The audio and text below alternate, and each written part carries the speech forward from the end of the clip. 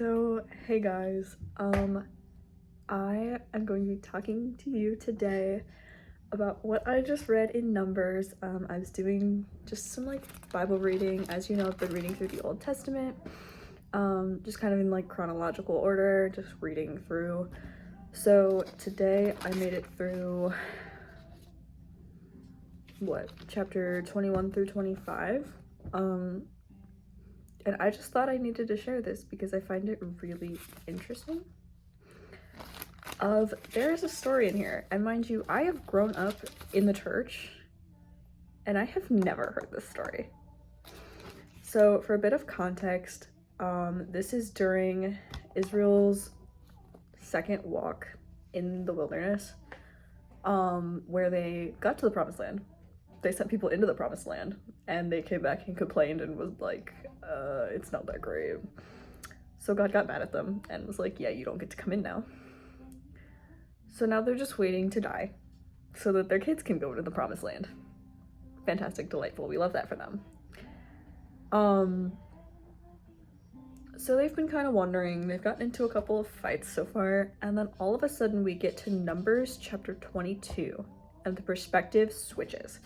It changes from being about Israel into about these two other nations, between Moab and Euphrates, not Euphrates, that's a river. Pethor, which apparently is a nation by the Euphrates River in the land of his people. And basically the guy from Moab, his name is Balak. I'm probably absolutely butchering that pronunciation, but his name is Balak, and he basically sees the Israelites and is like, okay, they're defeating a bunch of other people. I'm worried about my nation. So I'm gonna call this guy who I know is good with the Lord and is kind of, the way that the Bible puts it is sorcery, which is a whole thing, and I don't believe that exists. I don't quite know the biblical context of sorcery and witchcraft. It is in here. It is. That's something that I'm still kind of exploring, and it's something that a lot of people in the church don't talk about and don't want to talk about. And if you even ask questions about it, they're like, no, that's just sinful. But this says that he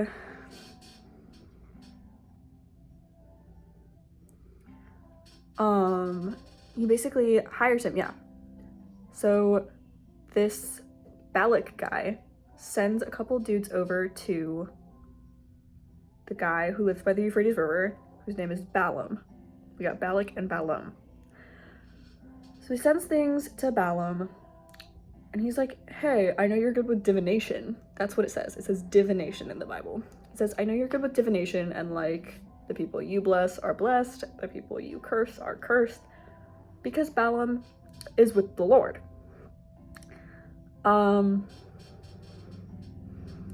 So he's like, basically these people came over from Egypt, they're escaped, and now they're living right next to me. They're my new neighbors, and I'm scared they're gonna come over and take all my land. So would you mind coming over here and just saying a quick little curse? So these guys come over, they report Balak's message to Balaam, and Balaam says, hey, I want you guys to spend the night in my house, and I'm gonna talk to God about this and get back to you in the morning. So that's what he does. He talks to God, and God says, you're not gonna go with these guys. You're not going back to that kingdom. You're not doing it. Those are my people. They are blessed. So Balaam gets up in the morning, he wakes these other dudes up, and he's like, yeah, God said no. So go back and tell Balak this. So they go back. Balak gets upset, so he sends more important people. He sends officials who are more numerous and higher in rank. So they go back to Balaam, and they're like, hey, so he still wants you to come and curse these people. And Balaam again says, even if he offered me all of the gold in his household, I could not go against the Lord. Stay here overnight, just like the other guys did, and I'm gonna find out what the Lord has to say about this again. So they do it again, again, these important people come to his house, and instead of being like, oh, yeah, sure, like, he's offering me more money, he's sending more important people to come and talk to me, like, yeah, I'll go with him. Balaam again turns to the Lord, and I think that this is just such, like, a perfect example of faith, honestly. Like, I was reading this, and I was like, wow, he just, like, immediately, like, his immediate answer was just like, I'm gonna talk to God about this. So he has these people in his house, they go to sleep, it's nighttime, and the Lord comes, and he says, these men have come to summon you. Basically, God's like, okay, this guy's pretty persistent. Get up and go with them, but you must only do what I tell you. And this kind of gets a little confusing. I don't quite know why God gets mad at Balaam, but he does, because in this next section, like, Balaam gets up in the morning, he gets with his donkey, and he goes with the officials of Moab. So he goes back to Balak, the original guy who is trying to curse Israel. So then the Bible says that God was incensed, mad, furious that Balaam was going, which I don't quite understand, because he just gave him the okay. Why are we mad? I don't understand. I don't think I'll ever understand. I'm guessing something didn't go right there. There was a disconnect. But he sends an angel of the Lord down to stand on the path to oppose him. So his donkey sees this angel, but it's hidden from Balaam himself. But the donkey basically tries to swerve, and the angel keeps moving, and the donkey, like, the angel's standing on the path, the donkey's like, whoa, I'm not going near that. So he's like swerving off into fields, running into things, trying to avoid this angel. And Balaam can't see the angel, so his donkey is just kind of being like weird. So he's like beating his donkey with a stick, apparently. This is so like random. But eventually they got to a narrow part in the path, and the angel stood like right in the middle of it, and the donkey could still see the angel, but Balaam could not. And the donkey just like laid down while Balaam was on top of it. So Balaam was mad at this donkey, and all of a sudden it starts talking to him. And it's like, bro, why are you hitting me? And Balaam doesn't question it, apparently. He's just like, you're being stupid, and you made me look dumb in front of these other guys who are like paying me to come do a job. So I'm gonna hit you. Like, if I had a sword, I would kill you right now. That's what it says. What? And then the donkey replies, haven't you been writing me for a while, though? Don't you know me, bro. You know me. Do I usually act like this? Like, think about this. To which Balaam's just like, no. But then the Lord opens Balaam's eyes, and he sees the angel of the Lord with his sword, and he falls on his face and worships. And the angel's like, why are you beating your donkey? Like, stop being dumb. The donkey saw me and was trying to keep you safe. You would be dead by now if you, like, if she hadn't been there to protect you. So Balaam's like, okay, I messed up, like I sinned, I'll go back if you want me to. But then the angel says, no, keep going, but only do what the Lord tells you to do. So I don't quite understand that whole thing. What was with the donkey? What was with the Lord being mad? I don't understand, but I think this is entertaining.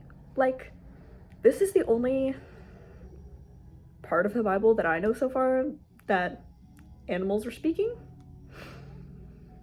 And it's not possessed. It just started talking. It was like, why are you hitting me, bro? And no one questioned it. No one questioned that statement of like the donkey being like, yo, stop. They're just like, because you're being mean. That's why I'm hitting you. I find this entertaining. I don't know about you guys. But continuing on. So, Balaam keeps going to Balak's city. Balak hears about this and goes out to meet him. And he was like, why didn't you come the first time? Didn't I send you urgent summons? Like, what is going on? Am I not able to reward you? And Balaam says to him, I have come to you, but I cannot say anything that I want to say. I must only speak the messages that God puts into my mouth. Again, huge amount of faith. And you have to imagine that this Balak guy, like, he is a king of a larger kingdom. He is scared and angry because Israel is invading his territory. He is wealthy. and he is powerful, and he has powerful people backing him up. So this was probably a fairly perilous and nerve-wracking situation for Balaam to be put in. But the amount of faith that he walks into this situation with is admirable. And I feel like this is just a story that people should talk about more often, of like, why did I not know this existed? And I've been in the church for 19 years, which, I mean, that's kind of on me. And like, that's why I'm doing this. That's why I'm reading through the Bible, because there's so much in here. This is so cool. But basically that happens. So Balaam and Balak go out to like kind of the middle of nowhere. It says they go to a place called Kiriath Hazoth, or the city of streets. They make a sacrifice and they send for officials. And then in the morning they go out to Bamoth Baal, which is aka the high places of Baal, where they could see the outskirts of Israel's camp. So Balaam makes Balak build 7 altars and prepare 7 sacrifices for him, which he does. They offered a bull and a ram on each altar, and then Balaam tells Balak to stay with the altars with his burnt offerings. And the Lord, he's going out to meet the Lord, basically. Balaam is leaving Balak there to go out into the wilderness and meet the Lord. Very Jesus-esque, and I think it says something about having to go out and find God and being intentional with that, and not just being like, well, I'm here. But he went to a barren hill. So God meets with him. I feel like this is just so important. Like, God came down and met with him like he would with Moses or Jesus. Like, this is just some random dude. He's not even one of the Israelites. He's not of Israelite lineage. He's not one of God's chosen people, but God still comes to him because he is faithful to God. Lord put a message in Balaam's mouth and returned him to Balak. So he returned where he had left this dude, and he starts prophesizing basically what the Lord has said to him. So he says, like, yo, you said to come and put a curse on Jacob's kingdom for me and denounce Israel, but how can I curse someone that God himself has not cursed? How can I denounce someone the Lord has not denounced? I see them from the top of this cliff. This is a people who are alone. They don't consider themselves to be a kingdom. They're not trying to conquest you. Who has counted the dust of Jacob? Which basically just means, like, there's a lot of people in the world. You need to get over this. You can't control them all.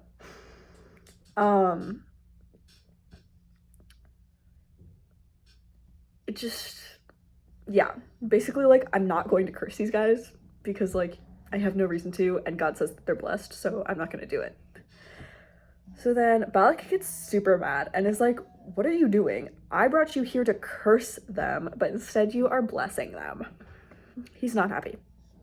So he's like, well, we're gonna go to another place so you can see them better. They get closer.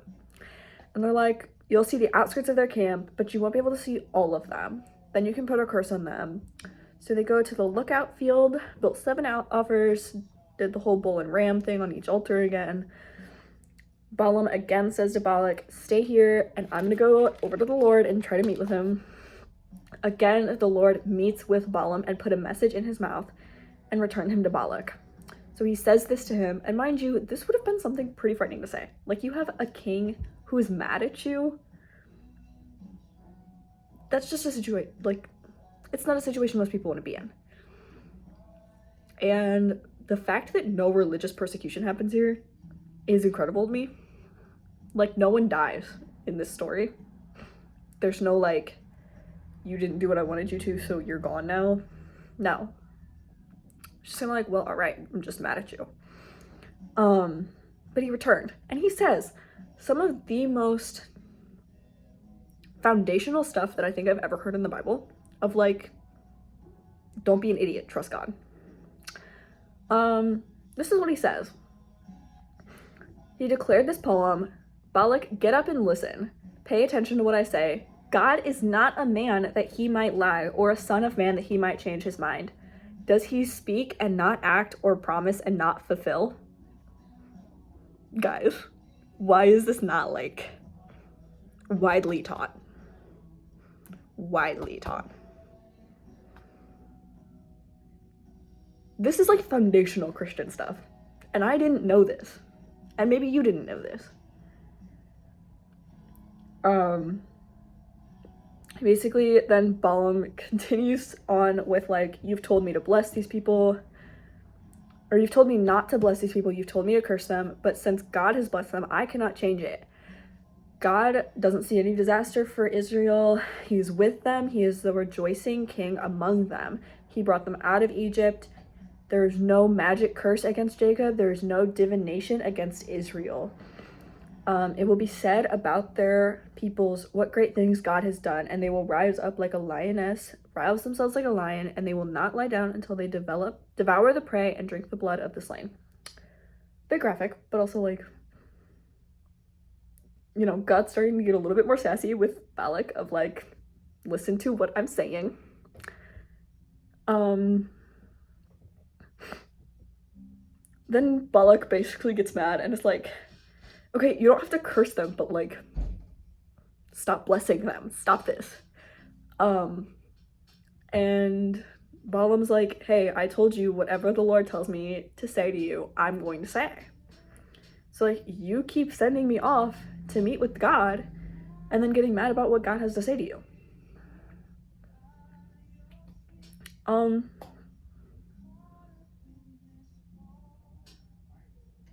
I think this speaks volumes also of like what we do to God oftentimes is we get upset with the answers that he has, or we don't like the answers that he gives us to our prayers. And we keep going back and forth of like, well, I knew you said this, but like maybe we can revisit that. No, just listen the first time. That's the short answer to this story. So then they do this a third time, take him to another place that overlooks a wasteland. I don't quite know why they go there. But again, they build 7 altars, they do 7 sacrifices. This time though, Balaam sees that it pleases the Lord to bless Israel, so he did not go out into the wilderness again to seek out God, but he just turned towards it, so he was facing it. Balaam looked up, he saw the Israelite encampment, he saw the different tribes, and the Spirit of God came on him. This is the same, like, just in, like, this section, going with the context that we have been provided. The Spirit of God has only ever been either in a cloud, in the lamp, the pillar of light that we see leading the Israelites their first time in the wilderness, in the burning bush, in the initial Moses dealio. That's where we've seen the Spirit of the Lord with this wording. So the fact that that came upon him is a big deal.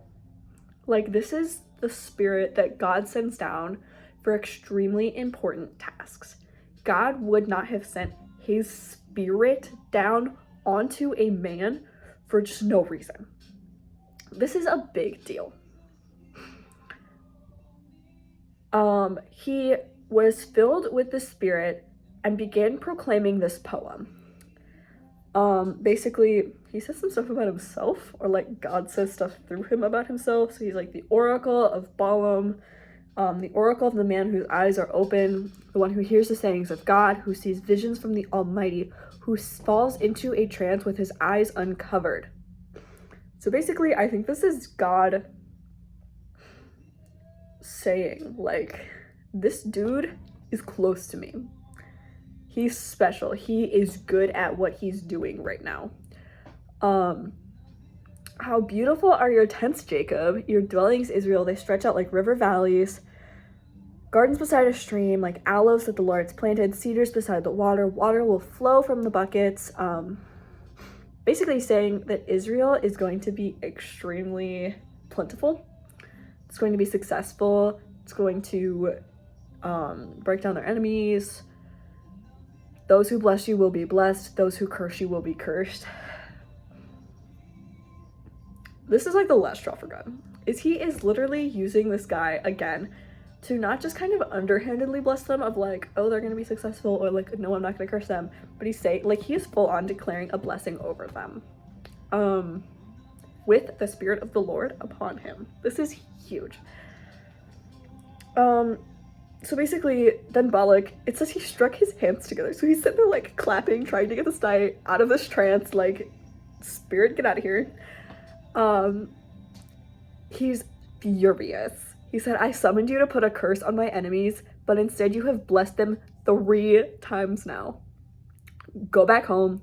I said I was gonna pay you richly, but the Lord has denied you a reward. So basically now this dude is trying to turn Balaam against the Lord. He pulls a little like, well,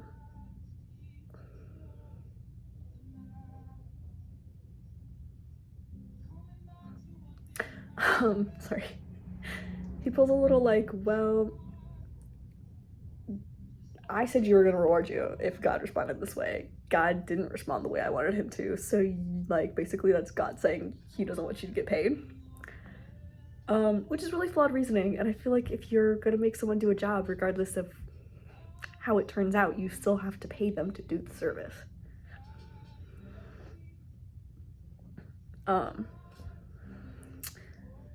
But I feel like this is a very like man of God moment, because Balaam then remains calm and just says like, I already told the messengers that no matter how much you paid me, I'm not gonna do anything the Lord doesn't tell me to do. I'm gonna go back home. But first, I'm gonna pull out another prophecy, some more oracles, and warn you what these people are gonna do to you. So he could have just left at this point. He could have just been like, yeah, peace out, Girl Scout, like, I'm done. But instead he stays and he chooses to warn Balak about what's gonna happen in the future, what Israel's going to do, what God's pulling about. Basically, he's on a roll, which, you know, makes sense. So he proclaims this poem. He repeats the things that he said before. He's the son of Beor. His eyes are opened. He hears the sayings of God. He has knowledge from the Most High. He sees vision from the Almighty. He falls into a trance with his eyes uncovered. I see him, but not now. I perceive him, but not near. I think that means God. A star will come from Jacob, and a scepter will rise from Israel. He will smash the forehead of Moab. So that's the civilization that's trying to curse Israel. Moab. Strike down all the Shephites. Edom will become a possession. Seir will become a possession of its enemies. Israel will be triumphant. One who comes from Jacob will rule. He will destroy the city's survivors. He saw another ruler, Amalek, and proclaimed this poem. Amalek was the first among the nations, but his future is destruction. He saw another civilization, the Kenites, and he pronounced this poem. Your dwelling place is enduring, your nest is set in the cliffs, but Cain will be destroyed when Ashur takes you captive. And then he proclaims this poem. Ah, who can live when God does this? Ships will come from the coast of Kittim. It will carry out raids against Ashur and Eber. They too will come to destruction. And then he gets up and he goes home. So basically he's like, yeah, so you and all of your little allies are in danger now. Like, you made God mad. I told you multiple times that if you're trying to curse Israel, you are going to be cursed. And guess what? Now you're cursed because you kept trying to curse Israel. So have fun with that. And then just kind of leaves. And then we go back in chapter 25 to Israel and their foolishness. But I mean, that is a full one. Like, that's a full 3 chapters of the Bible. Like, I feel like that's a fairly important story. It takes up a good portion, and it has some really good lessons and stories, and I mean, meanings even to it, like that the thing with like the spirit of God. And the second oracle is definitely my favorite. I love what he says about like, God is not a man he might lie. He's not the son of man that he might change his mind. Does he speak and not act? Does he promise and not fulfill? I feel like that's just such like a, like, I want to tattoo that in my heart. Of like, when I'm having doubts, this is what I'm going to reflect to myself. Of like, I feel like oftentimes I treat God like it's a person, like he's a person, which like when he sent down Jesus, he became a son of man. But that doesn't, he is also still fully God. He was fully man and fully God. So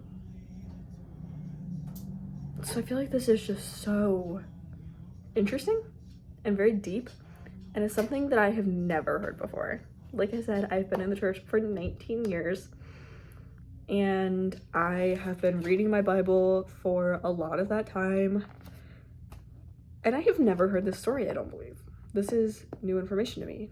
So I just thought I'd share this, because if you are not reading through your Bible sequentially, you might never come across this story. I've never heard this talked about in church. I've never heard this talked about in Sunday school, on a Veggie Tales, any of that. Like, and this is a really interesting story. I feel like it's entertaining. There's talking animals, for crying out loud. Like, literally the donkey starts talking. So, you know, it's got all of your basic storyline stuff. Talking animals. We've got, you know, little humor there. Little God humor. We've got confusion when God's mad at Balaam for doing what he told him to do. I don't even know. We've got conflict. We've got oracles, literal predictions of the future.